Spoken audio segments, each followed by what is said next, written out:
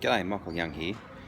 This week I'm coming to you from the lounge at Canberra Airport, off travelling around the countryside yet again to do some more work for a range of exciting, interesting clients.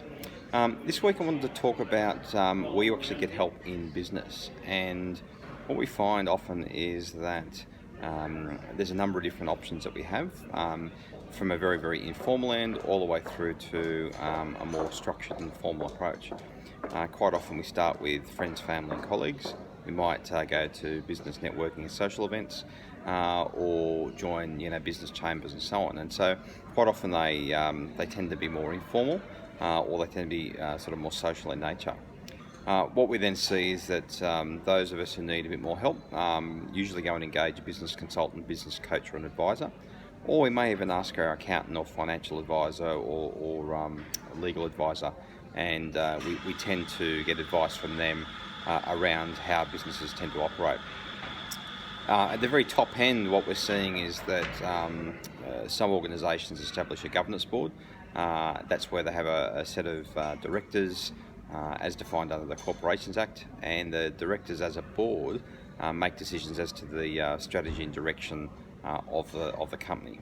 And we see this particularly the case in public companies, not-for-profits and so on.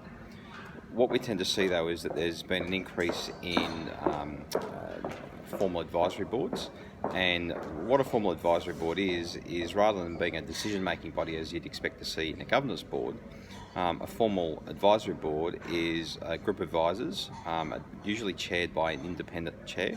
So it's not the business owner, it's not the CEO, it's not someone who's a director. It's usually an independent chair. And the focus there is more around problem solving. And so the chair works with the business owner or CEO or manager. And what they do is they bring in a series of advisors based upon where the business is at any given point in time. And so if you trying to grow and scale a business, some of the advisors that might be brought in for a specific situation might be someone with sales and marketing expertise, or perhaps someone who has expertise in intellectual property licensing, or perhaps developing new business models. And so the idea is that the independent chair works closely with the CEO, the manager or the owner, and provides a more formal structured approach through usually quarterly meetings, and then in between it's more of an advisory, coaching, guiding type role. And so think about where you're going to go get your help, where you might need to gain assistance and so on. A lot of people don't necessarily think they need help or need assistance, but certainly what I found is that through different vehicles I've used over the years, be it business coaches, be it advisors, be it mentors and so on, what I found is that having that external view or that external input helps to really achieve a couple of key things. As they sort of say in the sporting world, you can't see yourself swing a golf club, you can't see your own golf swing. And so we have coaches and advisors for us for athletes to get the best performance out of teams.